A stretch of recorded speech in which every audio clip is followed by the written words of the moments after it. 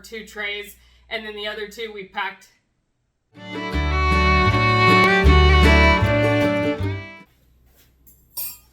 Hi guys, welcome back to Kirshner Farmstead. Today we are going to be freeze drying eggs, and we're going to walk you through the entire process of freeze drying, and then we are going to, at the end, reconstitute the eggs, and we are going to show you how you can cook with them. I know that eggs are a hot topic right now with the bird flu and the shortages and everything, so we thought that we would just give you guys some ideas. You can get freeze-dried eggs. If you don't have a freeze dryer, you can get freeze-dried eggs from a couple companies. I'll try to find them and link them below in the description.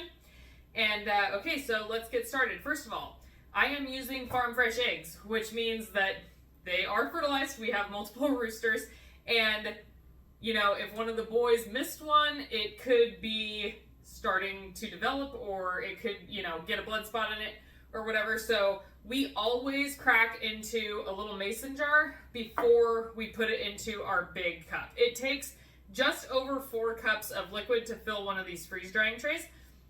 So we are going to fill it up to a quart, and then we'll put a few more in there. And then what I actually do is I put my tray inside of the freezer and then pour it in, and then I'll add even some more until it's up to the brim, because the freeze dryer takes a while to run, so we want to get the most out of every load possible, right? And what the Harvest Right company says is that it can be filled up to the edge of the tray. So obviously with liquid, you're not going to fill it up more than that, it's going to spill over, right? But if you're doing anything else like meat or vegetables or anything, you don't want to stack it up too high. What happens is during the sublimation process, when the food is frozen really cold down, and then as it's heated back up, the moisture is turned into a gas, and the vacuum sucks the moisture out. So that's how it's freeze dried, right? So when that happens, inside of the little chamber on the Harvest Right, it's not like gigantic, it's about this big. So inside of the chamber, it builds up ice around the edge. When it builds up that ice, that's the moisture coming out. So if you have like a liquid, there is obviously going to be more moisture that is pulled out than, let's say, like kale, right? If you're freeze drying kale, there's probably going to be barely any ice on the outside of your drum when you're done doing it. But with a liquid, you're going to have a thicker ice. So if you were to stack, if you were to try to do like 2-inch thick steaks, let's say, and you put them on there, it would take a really long time. It'd probably never get fully to the center, and you'd have a ton of ice build up on the middle that would encroach in on the food. And then you actually sometimes will have to pull your product, put it in the freezer, and then restart again, and it's like halfway done. So it's just better to listen to the recommendations. I mean, it's okay to go a little bit, you know, but it's just, as far as I'm concerned, it's better to run 2 batches than try to run one giant one. All right, so we are going to crack all these eggs and get this filled up. Our hens lay a ton in the early spring, of course, like all hens do, right? So that they can have chicks in summer. But they don't lay that much in the winter. We do keep lights on our chickens. I know that there are people that are very divided about that, but we do keep a light on our chickens in the winter so that we do get some eggs. But sometimes we go a while without having any eggs. And so what we're trying to do is get them freeze dried, because the texture of a freeze dried raw egg is, when reconstituted, is almost the exact same as a fresh egg. Obviously, you're not going to be doing like over easy eggs with them, but you can do anything from scrambled eggs to baking. So we are hoping to build up our supply while the chickens are laying like crazy. That way, shell one in there. We're hoping to build up our freeze-dried supply while the chickens are laying like crazy, so that we have them if this egg situation continues. I mean, who wants to be paying $15 for 60 eggs, right? And we're not talking farm fresh eggs here. We're talking just factory farmed Walmart eggs.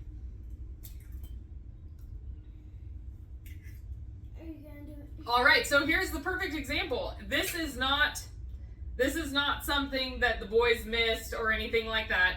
This is, I have a hen, and I don't know which hen it is, that has blood in her whites of her eggs. So that is not a fertilized egg. I mean, they're all fertilized eggs, but this is not a developing egg. And this is the second time that it happened now.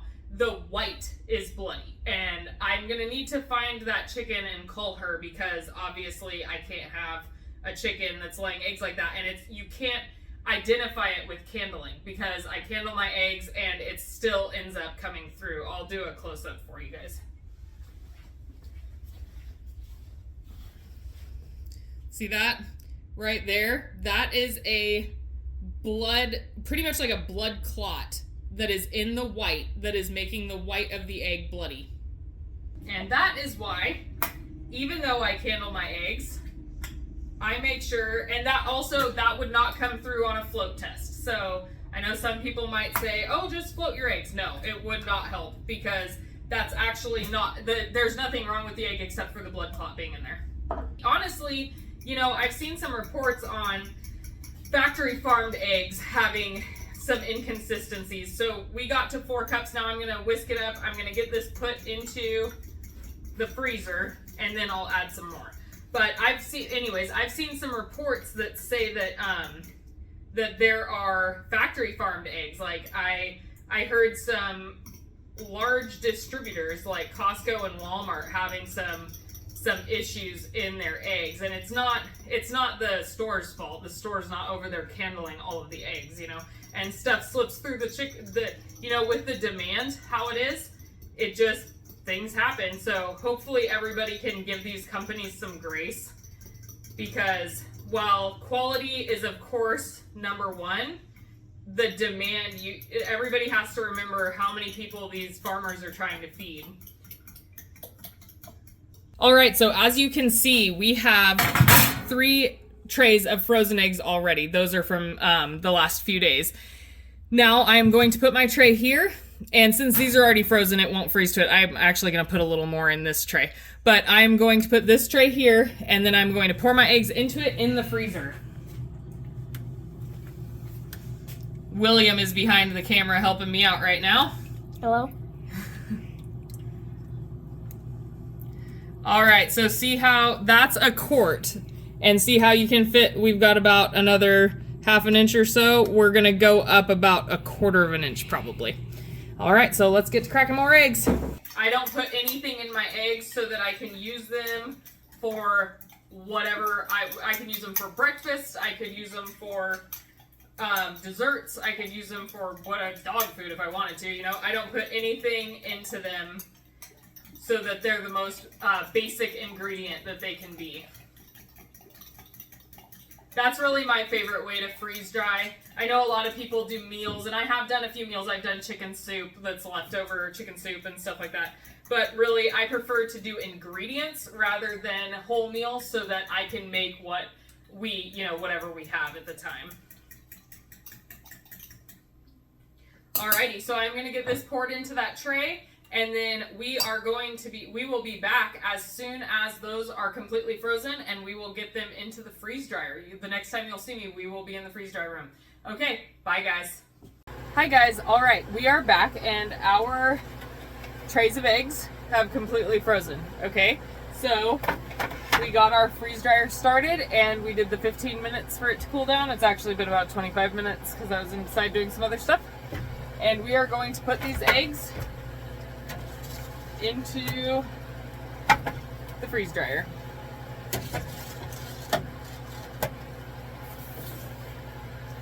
The batch is probably going to take about 24 to 27 hours. We will see exactly how long it takes.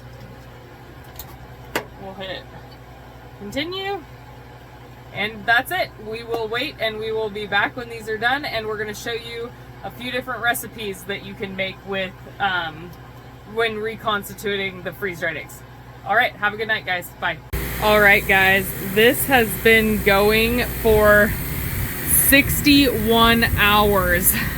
Okay, so when we put these in, a heat wave hit us, which wasn't even super hot, But be aware that if you are wanting a freeze dryer, you are going to need to make sure that you keep the room that your freeze dryer is in a steady temperature, because 85 degrees outside, even with fans on our freeze dryer, made it too hot in this room. Okay, so just be aware of that. It will absolutely make your dry time longer. I would say we did about 10 hours of extra dry time on this because it ended in the middle of the night and we have kids that we have to deal with, right? So we are just now getting to it.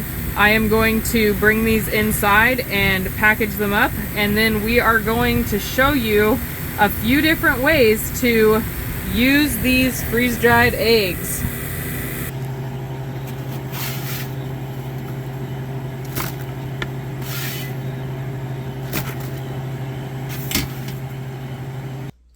Hi guys, welcome back to Kirshner Farmstead. So that was fun. I completely started filming everything and the power went out. Okay, or 2 trays, and then the other 2 we packed. So we are going to be finishing our freeze-dried eggs video. Finally, it's been like a week since we started it. So this is super simple. Eggs have to be one of my favorite things freeze-dried, because when reconstituted, it's almost exactly like the original product. So what we are going to be doing today is we are going to be reconstituting eggs, making scrambled eggs with some cheese, super simple, and we are going to have the boys do a taste test to see if they can tell which one is fresh and which one is freeze-dried. Okay, so let's get started. First of all, when you're gonna reconstitute eggs, you're going to reconstitute 1 part egg, 1 part water. And to make 1 egg is 2 tablespoons of freeze-dried egg powder and 2 tablespoons of water. Okay, so I am going to be doing 2 eggs for each type of scramble, and then I'm going to split them in half, and the older boys are going to try them. So, all right.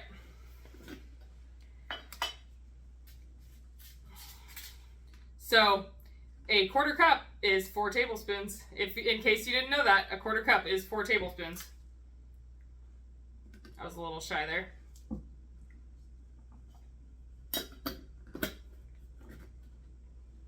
So now we are going to add in 4 tablespoons of water. I cannot believe the power went out like that.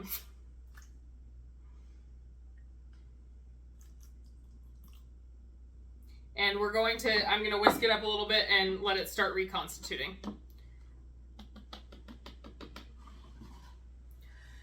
That's one of the joys of living in California, is summer power outages, winter power outages in general, because it's California. So this is not an oxygen absorber. This is a silica gel packet for keeping moisture absorber. So that's what we keep in any of our freeze-dried stuff that we're using quickly. If we are going to seal it into Mylar for long-term storage, then we put oxygen absorbers in it. So for this batch of eggs, this is half of the batch that we ran. So this is a ½ gallon, which is about 50 of our farm fresh eggs, maybe 60. Yeah, probably about 50. And this is obviously going to last us for a long time. I probably won't keep it all in the ½ gallon jar, but it was just easy for keeping out for the video.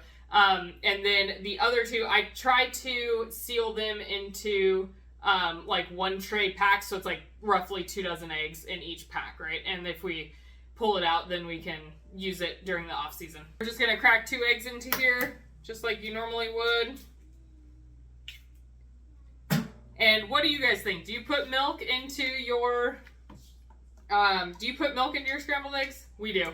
Comment below what your favorite kind of egg is. I think everybody in our house actually has a different favorite kind of egg. It's like, oh my gosh. Sometimes if I'm making a big breakfast on a Sunday or whatever, I'll be like, okay, what kind of eggs do you want? Over easy, scrambled, you know? And everybody will have a different answer. I'm like, okay, I'm just making scrambled.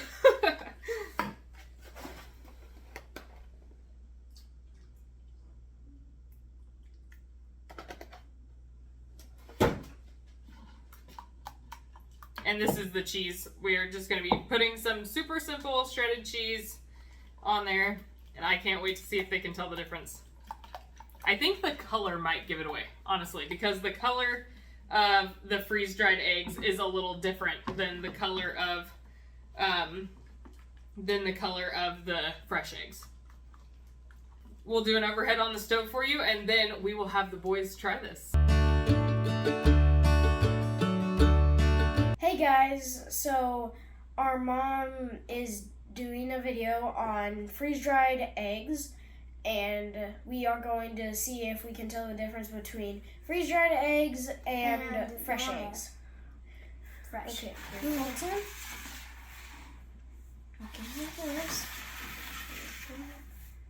Okay. So. Okay, so all of you guys start with the left, with the one to your guys' right. Okay, cool. This side. This one. Okay. We are going to try this one first.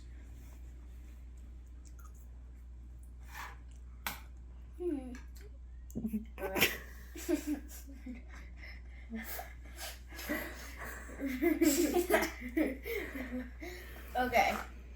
Now we are going to try the one on the right. Left. No, right. My right, your left. This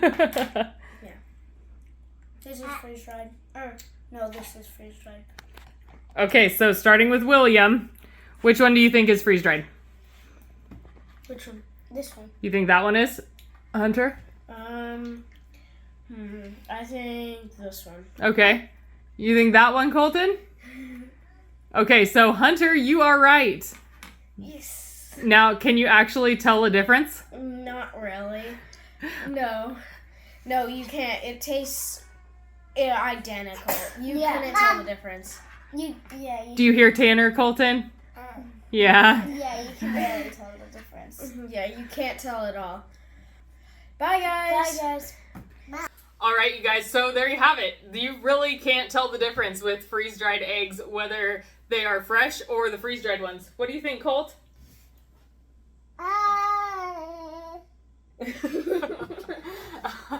Okay, so I hope that you guys look into either getting your own freeze dryer or purchasing freeze-dried eggs. I will try to find some.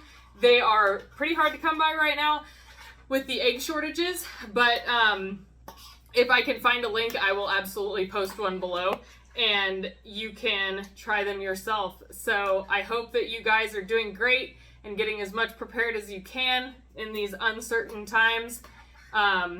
We all have to do what we can do, right? All right, so I hope you guys have a blessed day. Like and subscribe if you like the content that you're seeing, and Bye. bye. Colt, say bye. Say bye.